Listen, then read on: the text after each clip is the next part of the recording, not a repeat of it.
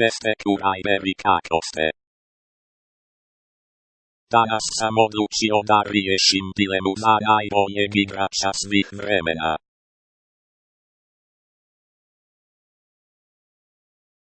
Ćuti Ronaldo Čokolino su jedan, ja sam najbolji.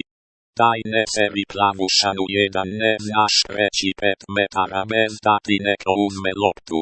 Jao izvinite gospođo, mene je malčice zabolio tuki za vaše mišljenje. A da se vratimo na ono za što smo došli, ja želim da primim svoju nagradu. Mada kokainovskao ti će 100% osvojiti nagradu, ja ne znam ništa ti radiš ovdje debeloguzi.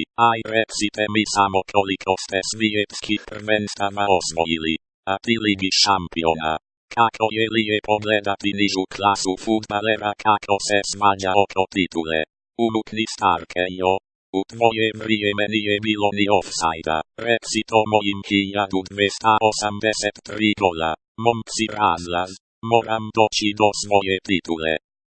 Jebi ga, da sam znao da Drogba ide ne bih ni došao. I sad znate ko je najbolji fudbaler svih vremena.